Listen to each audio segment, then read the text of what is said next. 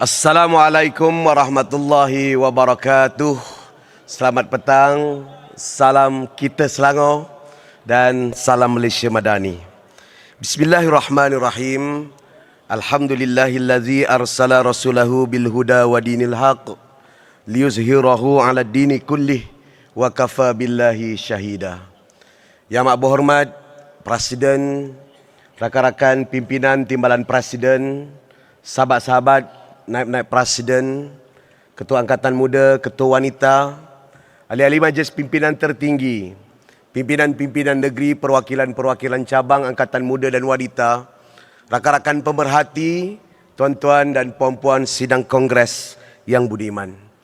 Alhamdulillah, saya merakamkan rasa syukur kehadrat ilahi kira-kira setahun lebih daripada ucapan terakhir Kongres Nasional selepas pemilihan tahun 2022, yang saya percaya pada ketika itu kita tidak membayangkan pun akhirnya selepas penantian puluhan tahun kita kembali ke Putrajaya dan menobatkan Datuk Seri Anwar Ibrahim selaku Perdana Menteri yang ke-10.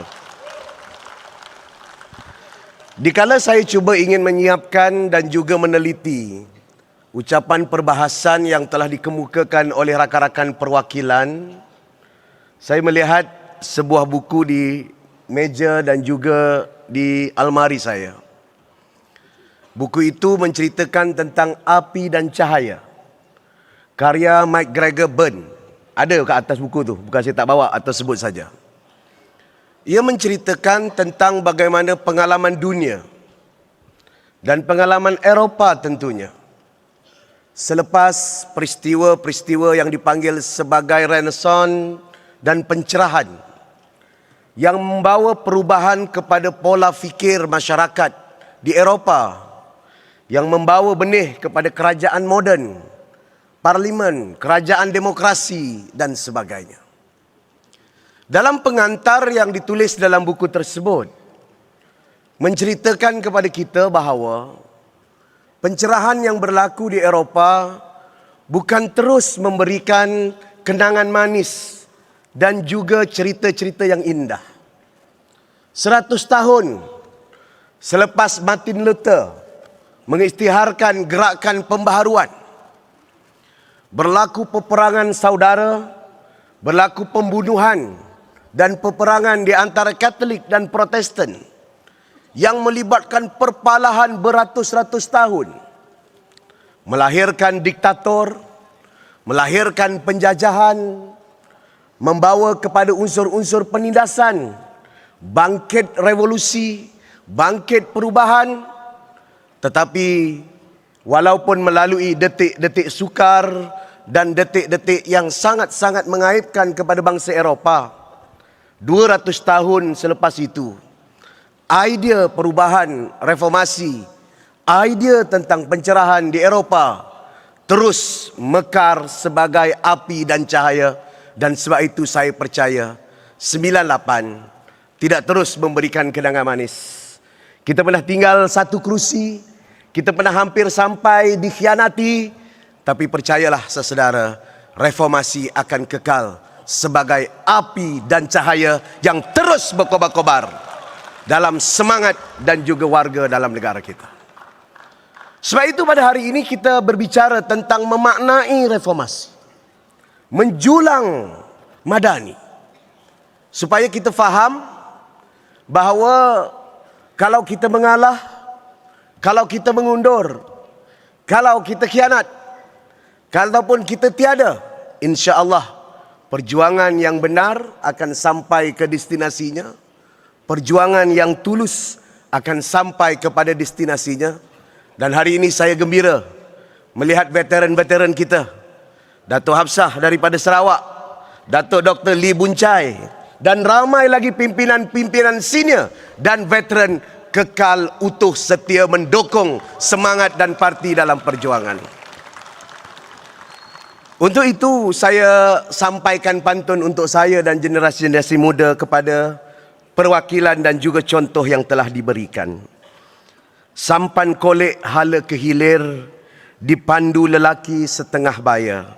Jangan hanya kata di bibir, sayang pati artinya setia. Setia bila kita rujuk kepada dalam kamus, membawa erti bahawa teguh hati, cekal tubuh, bulat tekad dan bulat fikiran. Setia bukan datang dengan membabi buta ataupun dengan melulu melata, tetapi setia datang dengan ketegasan dan kecekalan hati. Setia juga dipandu dengan fikiran yang murni. Setia bukan dialas dengan habuan. Setia sentiasa diuji dalam susah dan senang. Jadi saudara dan tuan-tuan yang saya kasih sekalian, sebab itu saya percaya bila Presiden dalam ucap tama ataupun dalam ucapan dasar Kongres kali ini membawa harapan dan menggariskan beberapa latar sejarah dan juga pengalaman kita, sama ada pengisytiharan permatang pauh, dasar-dasar parti, hinggalah kepada dasar-dasar yang telah dikemukakan oleh rakan-rakan kabinet dan pimpinan-pimpinan, menunjukkan bahawa kita begitu konsisten dalam membawa obor dan semangat perjuangan ini. Dan insya Allah, kalau ia didukung, difahami, dihayati dan dengan penuh rasa kecekalan oleh pimpinan-pimpinan di peringkat akar umbi, kita bukan hanya boleh bertahan 2-3 penggal. Saya percaya dengan idea dan semangat reformasi yang dibawa oleh Datuk Seri Anwar Ibrahim, kita mampu bertahan 100 tahun lagi untuk di Malaysia ini. Sebab itu apabila kita menghurai dan juga berdepan dengan cabaran-cabaran terkini, dalam ucapan yang lepas saya sebutkan, kita rasa patut gembira dan bersyukur kerana idea-idea asas kita berkenaan dengan tata kelola negara, berkenaan dengan pentadbiran yang berhemah dan amanah, yang telus, melawan rasuah dan penyelewengan. Sekarang semua pihak, semua parti mengulang-ulang benda yang sama. Walaupun kadang-kadang mereka juga melakukannya. Tetapi kita berdepan dengan cabaran kebudayaan. Kita berdepan dengan tentangan budaya. Ada orang mempertikai ucapan saya ketika itu, anggap ini bukan culture war. Ini cuma dissatisfaction of public ataupun rakyat tentang kedudukan ekonomi. Tetapi itulah realiti yang kita hadapi. Politik identiti, politik far right, politik yang cuba untuk mengasingkan kita tentang parti pelbagai kaum dan sebagainya itu dengan tuduhan-tuduhan yang melulu. Istilah liberal, istilah tidak Melayu, dan itulah yang diulang, termasuk kata-kata Muhyiddin ketika Persidangan Agong Bersatu, Melayu telah hilang kuasa. Hanya itulah yang diulang dan dicetak. Kerana bagi mereka, mereka ingin jadikan ini sebagai alas ataupun sebagai andalan supaya dapat menarik perhatian majoriti dalam negara kita. Dan ini cabaran kepada kita. Menerangkan bahawa kita nak angkat Melayu, kita nak julang Melayu, bukan dengan ketakutan, bukan dengan ugutan, tapi kita nak angkat semua orang dalam negara kita. Orang Melayu, orang Cina, orang India, orang Sabah, orang Sarawak. Dengan pikiran yang terbuka, dengan kecerahan mereka berfikir, dengan cara mereka berfikir, dengan rasionaliti dan dengan ilmu pengetahuan, bukan dengan ketakutan, bukan dengan propaganda, bukan dengan menakutkan. Sebab itu, bila kita rujuk tentang Melayu sejarah, kita kena berani melawan. Melawan dengan apa? Dengan ilmu. Bukan melawan dengan ugutan, bukan melawan dengan ketakutan. Mari kita lihat. Kalau kita baca tentang Melayu, kita tengok sejarah Melayu. Suratus Salatin bab ke-8. Cerita tentang Sultan Alauddin Riayat Shah.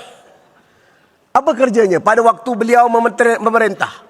Selepas bapanya mencapai zaman kegemilangan, Sultan Mansur. Sultan Alauddin adalah daripada keturunan ke-7 Kesultanan Melaka.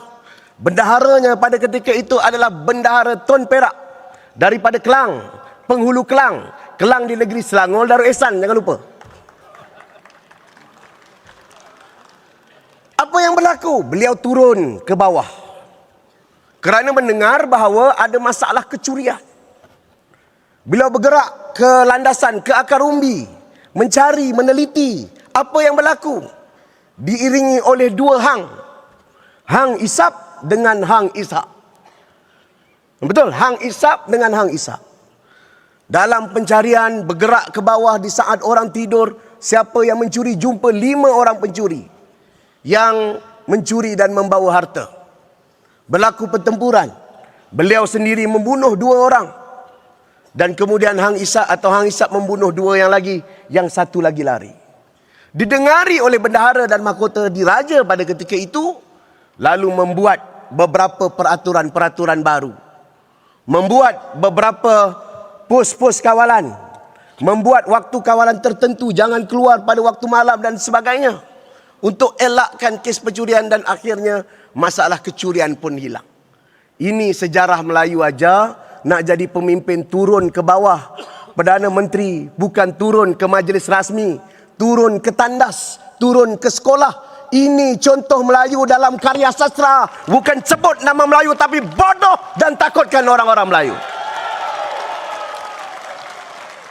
Sebab itu kita kena ada keyakinan. Kita kena bentangkan sejarah. Kita kena bentangkan pengalaman.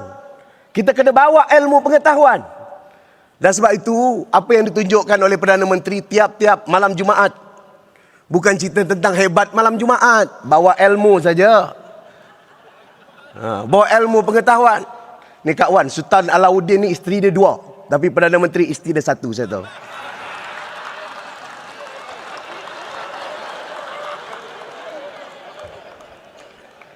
Jangan kena ban dengan Kak Wan sudah.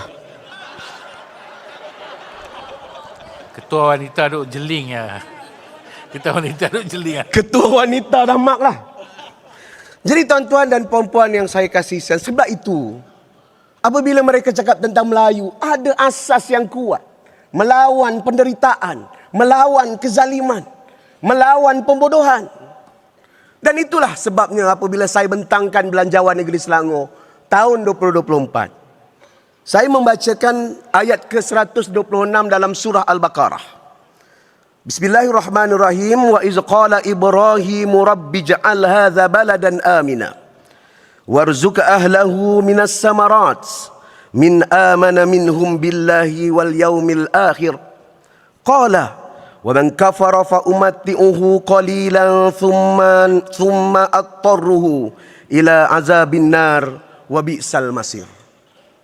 Dan ingatlah ketika Nabi Ibrahim berdoa ketika membuka kota Mekah, wahai Tuhanku, jadikanlah negeri Mekah ini negeri yang aman dan sentosa, berikan rezeki daripada pelbagai jenis buah-buahannya kepada penduduknya, yaitu orang-orang yang beriman kepada Allah dan hari akhirat di antara mereka.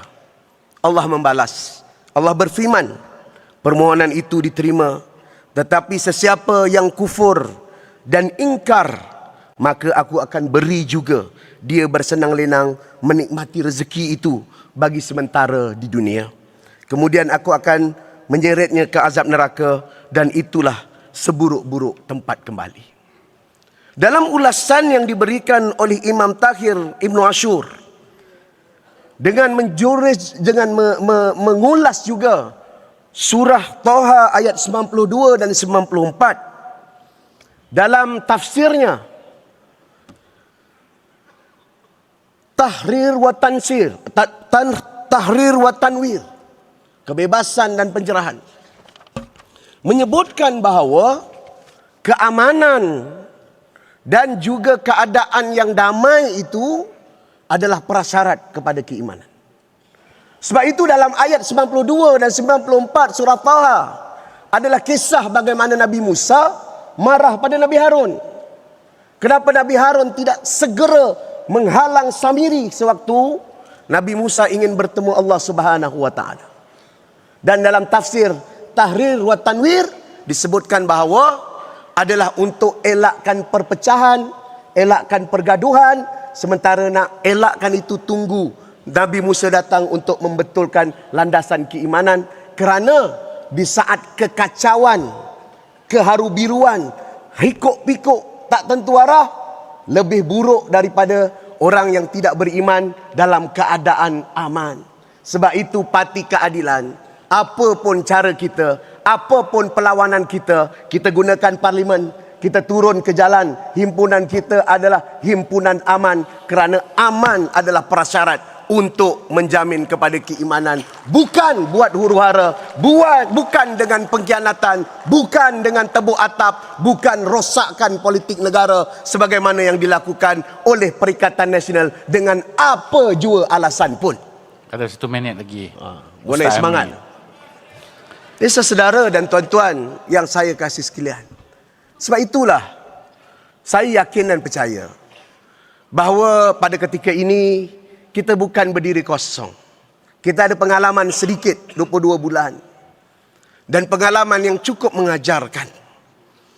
Di saat rakan-rakan pimpinan bertungkul lumus membawa dan membetulkan hala tuju negara, saudara dan tuan-tuan sekalian juga wajib meneruskan sokongan dan memberikan penjelasan. Dan kadang-kadang saya terdetuk dan terdetik juga. Kenapa? Kadang-kadang kita lupa prinsip. Orang ni mengkritik kita, segera kurung dia, tangkap dia. Orang ni marah dengan kita, segera pecat dia, halau dia. Saudara, semalam, sewaktu atau hari Jumaat lepas, sewaktu sebelum solat Jumaat, saya ingat satu tazkirah yang sangat mengesankan. Apa tazkirahnya? Dia bagi tahu dengan kita, memberikan perbuatan baik kepada orang yang mengata kita atau menzalimi kita itu adalah umpama memasukkan bola api ke dalam mulut mereka yang berkata jahat pada kita. Jadi saudara, kita jangan rasa gundah gulana atau rasa bersalah, apologetik. Ya, betul, ada arus Melayu kononnya tak suka kita. Kita jangan rasa gundah gulana, kita kena jelas, terang, terus buat baik, berikan keadilan, berikan kemakmuran. Insya-Allah kalau kita gagal hari ini pun, sebagaimana perjalanan kita, kita tidak akan gagal selama-lamanya. Kita akan terus mencipta kejayaan pada masa depan. Justru kita jangan rasa gelisah untuk buat baik kepada orang, untuk laksanakan dasar kita, untuk laksanakan reform yang kita sebutkan dan kata-katakan. Tetapi sudah pasti ada prioritinya, sudah pasti ada keutamaannya, dan keutamaan itu akan ditentukan oleh pimpinan kabinet. Sesekali juga dibawa ke dalam meeting parti. Saudara juga kena ambil tahu, bila kita brief tentang polisi, ramai yang nak tidur. Bila pembahas tadi dengar cakap sedap pasal polisi, ramai yang keluar. Bila sebut politik, suara naik sikit, ramai yang masuk balik. Kita tak boleh, kita dah jadi pentadbir. Ya, kita kena ada istiqamah dengan perjuangan, istiqamah dan sayangkan dengan parti, dan bawa kepada keadilan sebagaimana yang kita sebut. Dan insya-Allah dengan semangat itu kita akan mampu terus dengan pimpinan dan panduan pimpinan-pimpinan untuk mencapai kejayaan-kejayaan di hari depan. InsyaAllah bagi saya di negeri Selangor dan dalam masa yang sama di Pahang, kita akan terus memperkukuhkan model baru. Model apa? Model perpaduan. Dan kita patut berbangga sebagai anggota Parti Keadilan, kerana dalam sejarah negara kita, Perdana Menteri Datuk Seri Anwar Ibrahim, Presiden Parti, adalah Perdana Menteri dan pimpinan pertama berjaya kumpulkan 18 parti secara keseluruhan sebagai satu koalisi. Selepas 2008, inilah kali pertama kita dapat two-third majority dekat parlimen. Dan sebagaimana yang selalu kita sebutkan, kita mewakili semua. Ada perwakilan Sabah, Sarawak, ada kumpulan yang baik. Walaupun kadang-kadang bersahabat dengan musuh, tapi ingat, Baladan Aminah yang saya sebut tadi, aman, stabil dulu. Lepas itu kita buat reform, kita buat perubahan, dan sama-sama kita gerak ke depan untuk kejayaan-kejayaan pada masa depan. Jangan rasa gundah gulana, jangan rasa apologetik, jangan rasa ingin kecewa. InsyaAllah saya percaya sekali lagi dengan apa yang saya sebut, kita akan terus menjadi api dan obor yang berkobar-kobar, menerangi dan membawa Malaysia menjadi negeri yang cemerlang. Akhirnya tuan-tuan dan puan-puan, Saya bacakan pantun terakhir sebelum menutup ucapan penggulungan. Emas, berlian, cincin suasa, perhiasan diri buat pusaka. Manalah tahu tertikam bisa, niat di hati baik belaka. Terima kasih. Sekian. Assalamualaikum warahmatullahi wabarakatuh.